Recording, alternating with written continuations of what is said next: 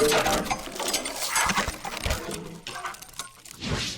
everyone, and welcome back to another episode of the VFX Nomads podcast. We're going to do a shorter one today and do some Q&As.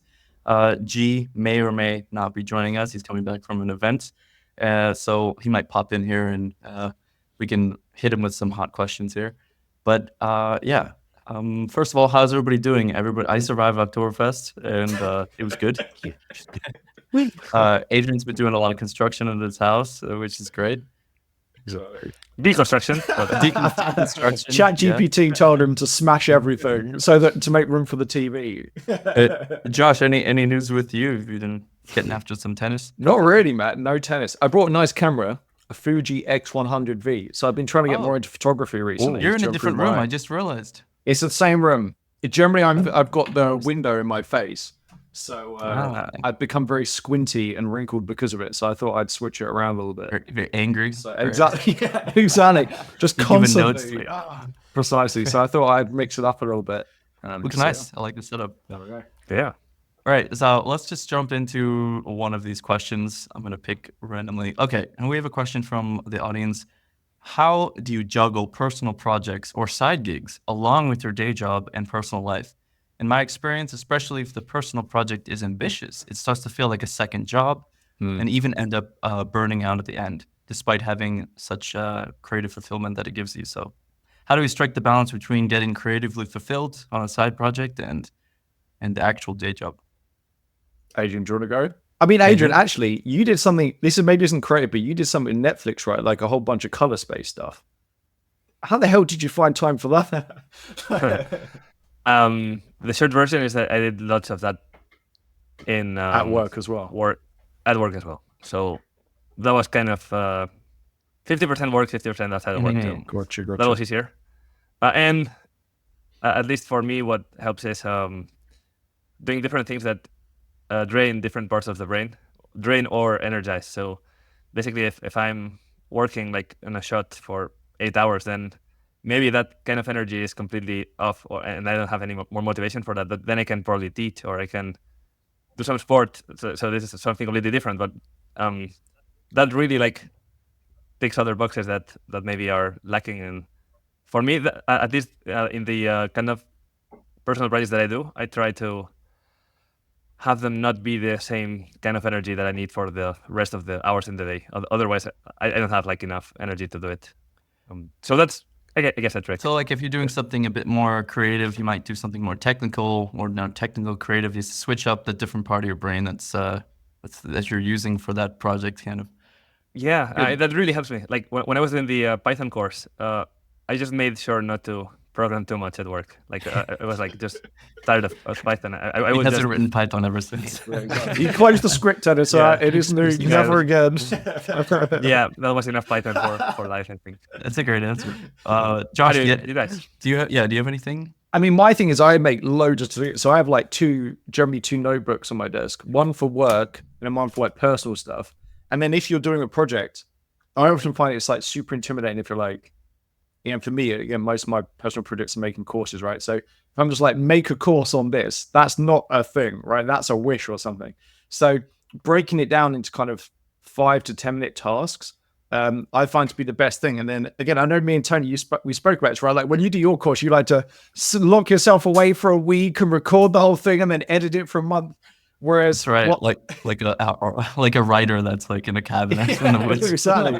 Tony's the J.R.R. Tolkien of the composting tutorial apps. But for me, it's more like I like to, again, all my tutorials are kind of very like lots and lots of short videos added up, so like 5-10 minute videos added up, and I much prefer that because then there's less editing.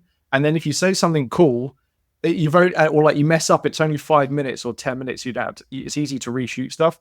So for me, I'll generally break it down into that kind of stuff, and then I'll just go through and try and when I find 5-10 minutes here and there, like I'll try and go through that. So I find that to be a really good way. But if you're doing something creative, it's less easy to kind of measure this. It's not linear, right? It's like all over the place. So for that, you kind of have to just dedicate 20 minutes a day or an hour a day. Like you just got to keep turning up.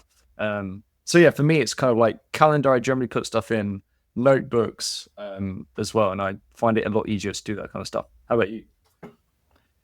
Well, yeah, along the same lines, I'm not the best person to answer the question because I'll go months without doing anything, and then the absence of doing it will make me really anxious to come back and do it.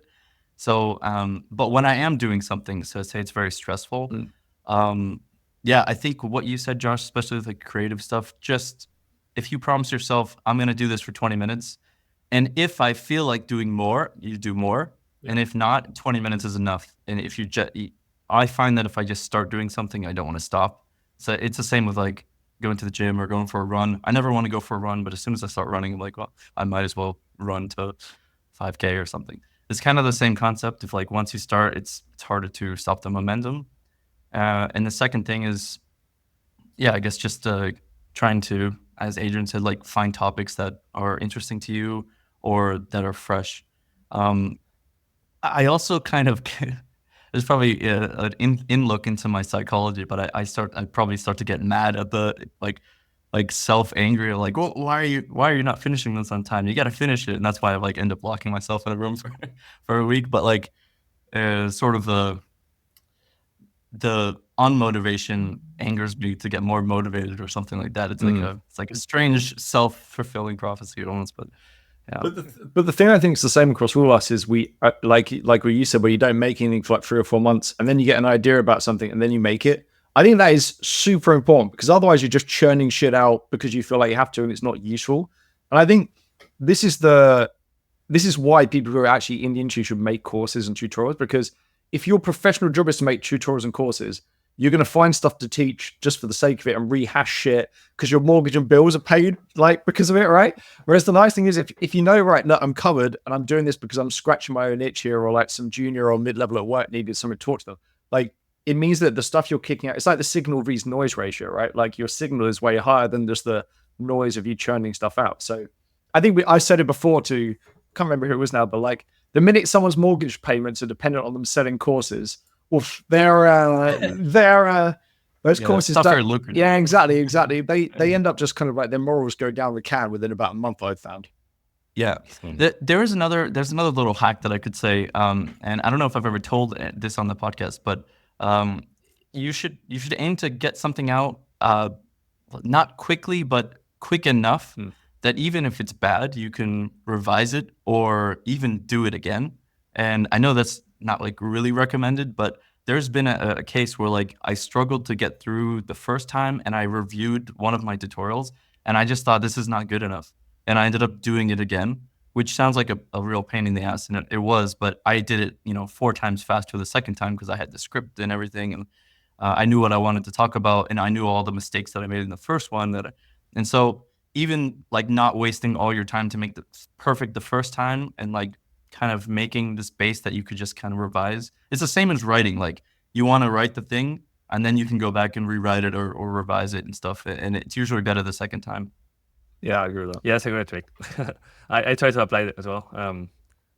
And I'm very bad at applying it. So with the Python course, I was like, okay, I need to start with something easy. I have Python already prepared for the classes that I teach. So I was like, okay, let's start with Python, something easy.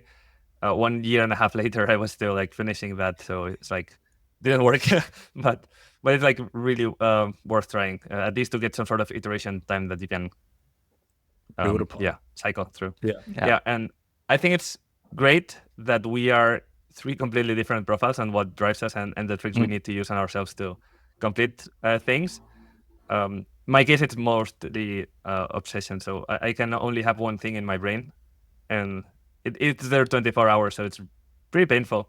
So anything I have there, it's like, I really need to finish it. Otherwise, if something else enters, then the other thing is gone. So that's what keeps me like, okay, I really need to push through this one thing, even if it's like for 1, 2, 3, 4 months more. Otherwise, the moment it goes away, it's like probably not coming back in a few years, or I don't know. So yeah, like keeping the motivation.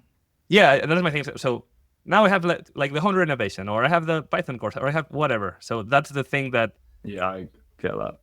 Unless I finish it, or I get it to a point that it's fine, then it's. But Adrian, you know the annoying thing about this, because I have this, and then you release it, and then within a week you're looking for, you're like lost a bit because you don't know what to do. It's really annoying.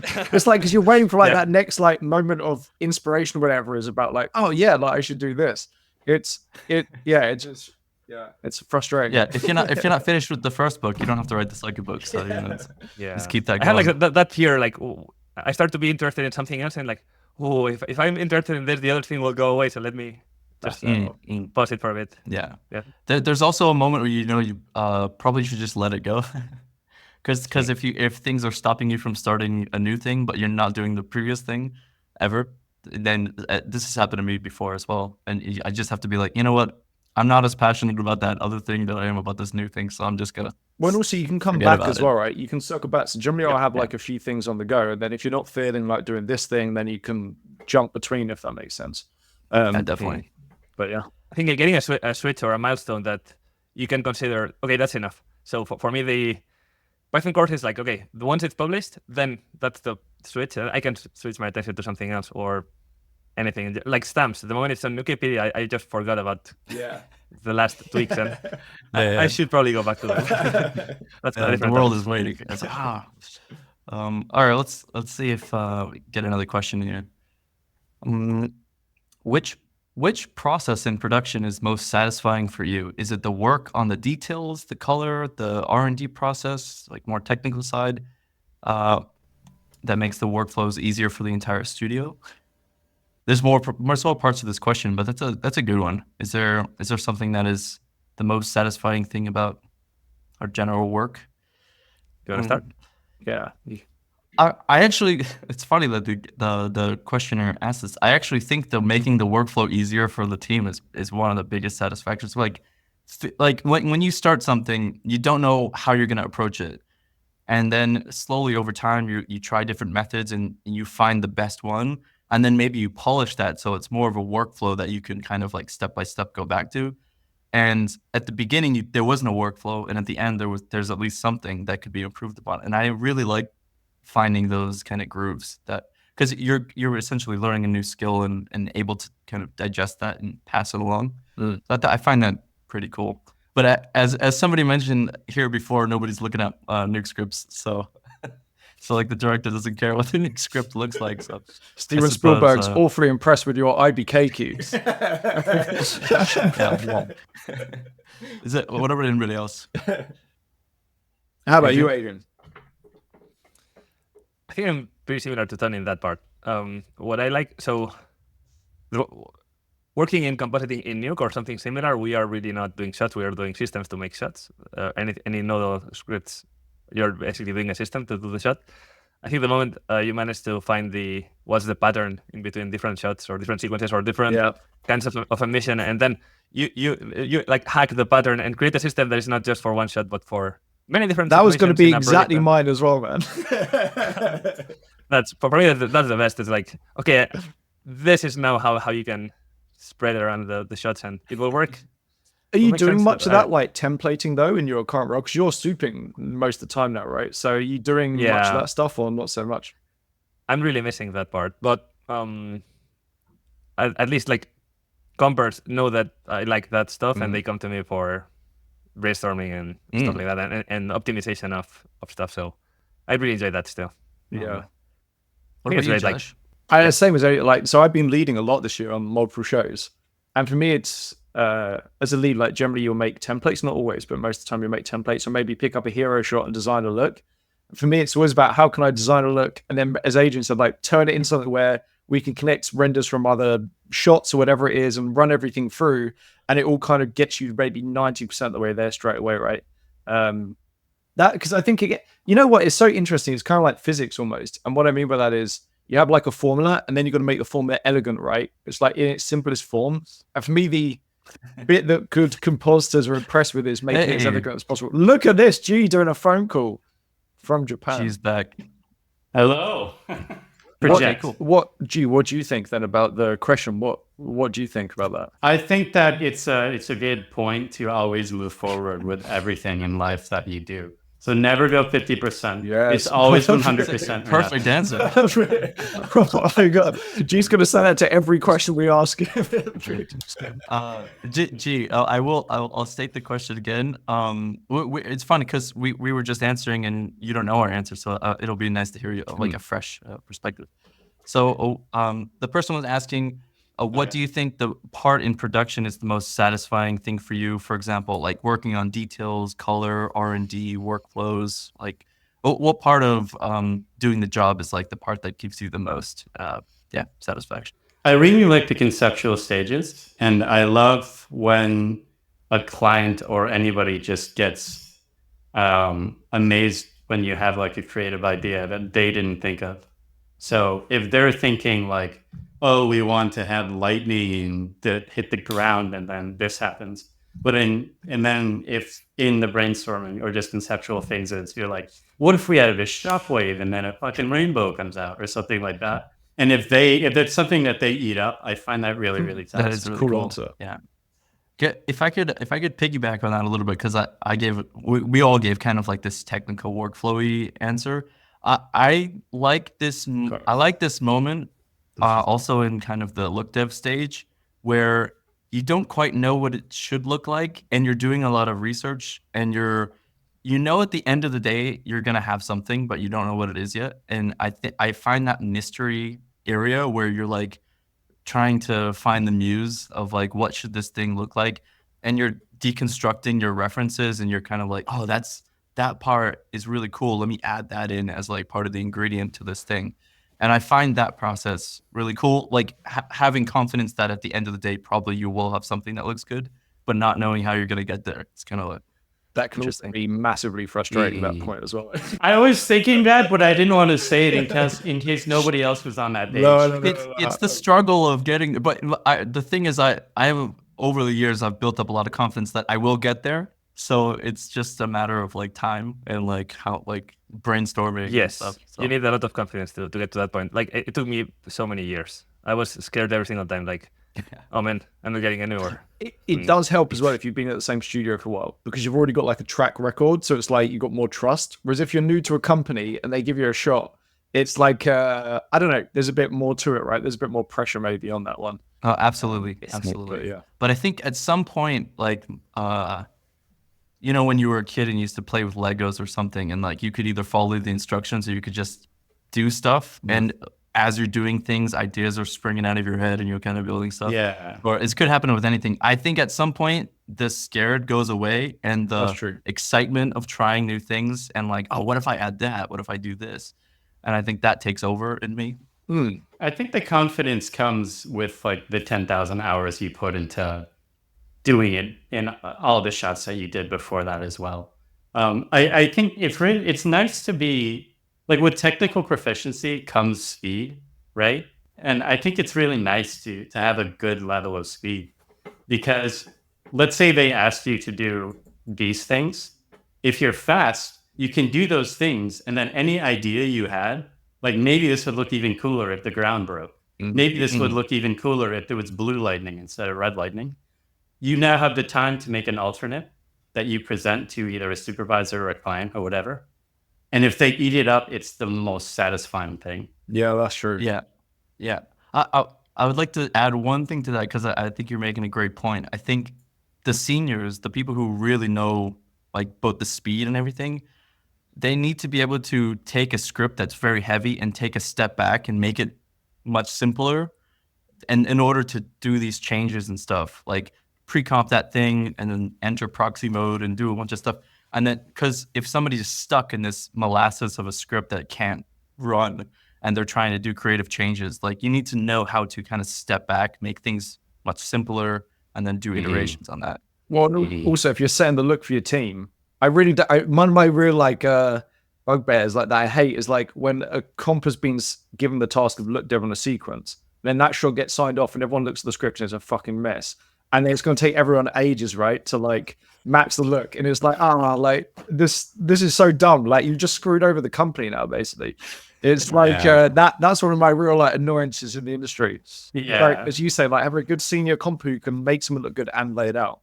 It's and not just randomly place nodes, but if that person is aware of the sequence in which their shot is, then maybe they can drive the inner glow of whatever object with some geometry, and then that way that can directly work in other shots. Otherwise, then it's either you create a look that is not exactly what that person did, but that you can replicate, or you need to by hand shapes, try to, frame by frame. Yeah, and that's a lot of work.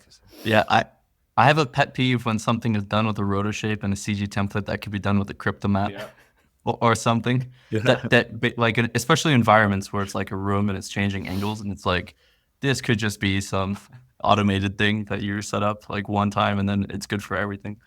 But yeah, it's nice if you have like some kind of way to source the same utility paths that has the crypto mats, like It's some sort only of there was a tool G. like some kind of like a no-op node, but with a different name. Yeah, like a hidden info. I don't have to look at it. Right. Oh, right. But Adrian was just saying how he forgot all about stamps after he posted to Wikipedia. I didn't. Well, Luckily, it was solid enough thanks to Trickster. Let's move on to another Sorry. question. Oh, I need to add another question there. Yeah, because sure. I'd love to pick your brains on that specific topic. So, do you guys have any tips other than look for references, like something less obvious for when you're in those you against the chaos of the universe moments where you're trying to search for the look of something or... Do you mind if I... Yeah, so take a walk. Literally take a walk. Do something outside. This happened to me on this current project I'm on. I can't really talk about too much, but I went for a run during lunch and it was like, oh, you need to do this really highly, like figure out the look of this thing. It was complicated. And I was like, I don't know what this should look like. I'm having no ideas. I was like brain dead at this time. And I walk by a poster on the side of the road as I'm walking back to the office. And the poster that I saw, it was like a music poster or something. And it had like almost the exact effect. And it was enough to just, and I snapped a picture of my phone and it was enough to give me inspiration and ideas that I could bring back to the office and like try something. And then they really liked that thing. Not like I directly copied it or anything. It was just like, oh, that's a cool idea. What if I did this and that? You just cut it out, right? You just cut it out of the poster, put glow on it, put it on a card and scaled it up. Done. I just uploaded the picture from my phone and put it in. But this was like, and I would have never found that if I didn't go for a walk. And I really think it doesn't have to be a music poster, but you'll find inspirations and just like bring that into the work with you. Yeah, I agree with that. I mean, this is a good example, I guess, like on Ready Player One, right? Like the Gundam guy who I've got in the back here. He wasn't originally going to do that pose, was he? I think, and then someone kind of came up with that idea because they'd seen the original anime, I think, and things like this. Like, how did you watch any of the original Gundam films or anything when you work on that shot or anything like that? Yeah, I mean, thank goodness for YouTube, but there were people that put a lot of like Gundam transformation compilations on YouTube. This was great because it's like getting paid to watch anime. It's fantastic. I was watching the Kira for a bit on that show. It was good stuff. Nice. Yeah, because of the light cycles. Yeah. We matched by hand. I was painting the lightning from the bike by hand, frame by frame, so it matched the original. It was that's crazy. They loved that stuff. Sorry, G. Yeah. The pose that we ended up going with was actually, it was taken from like a different, not that, like if you're a diehard Gundam fan, you might find it a bit funny, but that was taken from like a different Gundam series. And then the effects that I put over it were like the manga flashes were actually effects from another Gundam intro pose. So it's a composite of Gundam things. Nice. That's great. My answer for any tips to like progress, that's a question, right? How to progress a look dev and stuff like that. It's actually something you touched on a second ago, Tony, and that's achieving simplicity.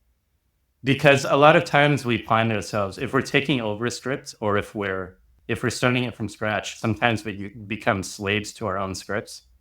Like if things are too complicated or whatever. So I think my advice is to just take everything in its simplest form. And what that means is either taking a pre-comp or just picking your own comp, just a single read node that's been localized and working on top of it. Yeah, I'll do that a bit actually. Just at the bottom, like doing rotor shapes and grading and stuff, just to maybe mock up a frame and things. Or Exactly. Mock up a frame, or if it's something that like has timing, like we need to feel the rhythm of the explosion or whatever it is, then localization is your best.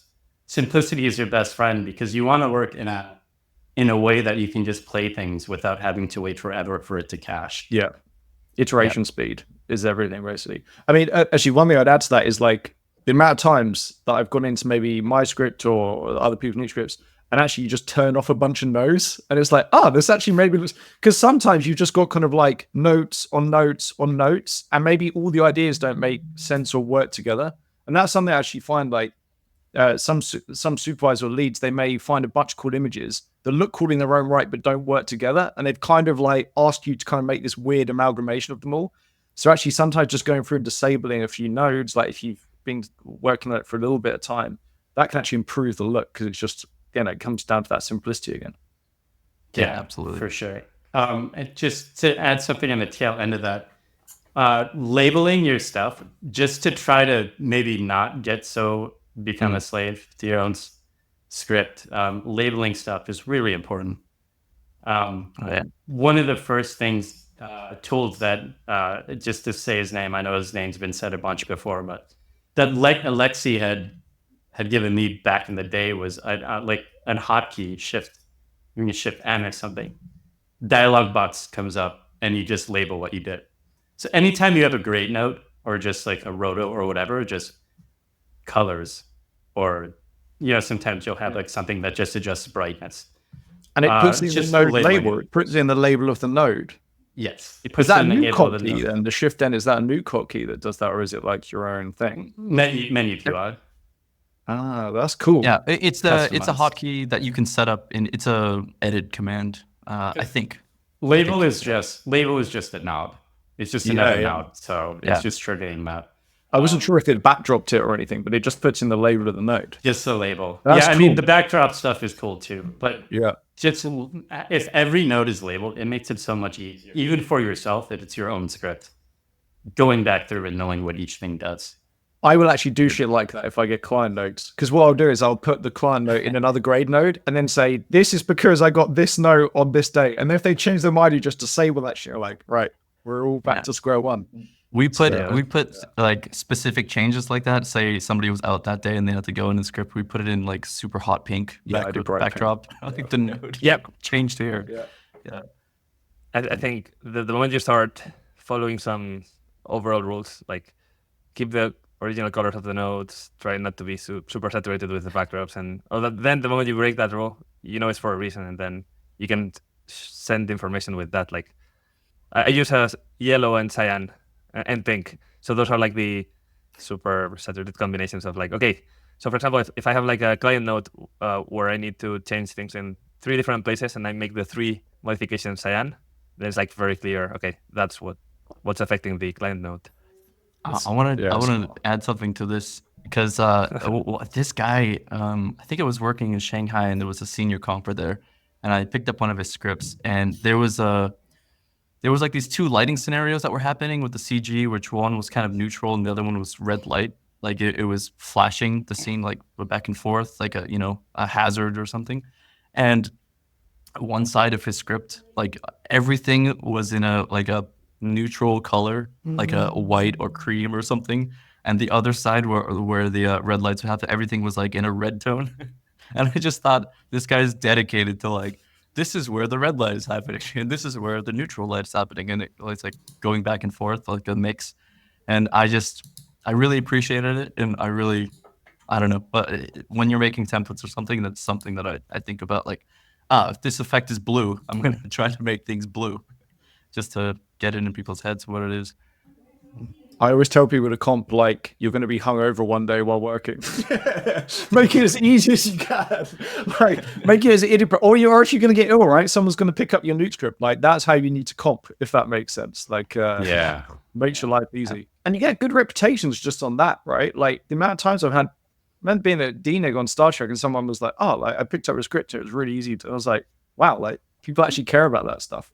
It's, good stuff. So, in reverse of the what is the most satisfying process in production, somebody has asked, what is the most frustrating situation during production or during the profession?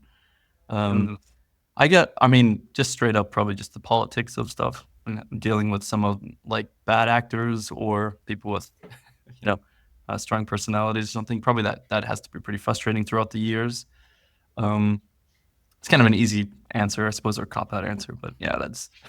I think that happens in every industry, of every job. So yeah, bureaucracy is always a thing. I mean, for me, I think it's kind of similar to that, the bureaucracy side, but more, I guess, to go into more detail, it's when like, this hasn't happened for a long time, but when you got a lead who's maybe pushing, giving you notes that are completely opposite to what the soup's asked, and then the soup sees it and is like, what is this? Like, well, I don't know. Like, and that doesn't happen so much anymore because the deadlines are tighter, but honestly, that's so frustrating when that happens.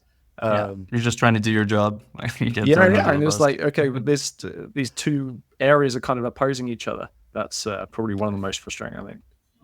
I was going to say the exact same thing, but in a different context, not just with the lead or soup, but with the client as well. Like, the moment there's two different perspectives and a complete mismatch of expectations, and you're really doing your best to achieve something, and the other person is not understanding the goal, or you're not understanding the goal, and then you're like in that very bad loop of wasting each other's time, and that can happen in like with leads, with subs, with clients, and for me that's the worst. Also, when the client just has too much money, and then they can afford to do that even though they are aligned as well. Unlimited money, unlimited changes, unlimited patience. How are you, G? Oh, Jesus, going deep. Right. He's really pulling out that beard right now. Holy shit, Kanji. We can end it there, actually. If you want to have a little cry on the side, man, it's okay. We can just let the podcast. PTSD came back. I mean, actually, okay, G, if you know what to say, like, I'll tell everyone a story then that me and G experienced when we were at D-Nig.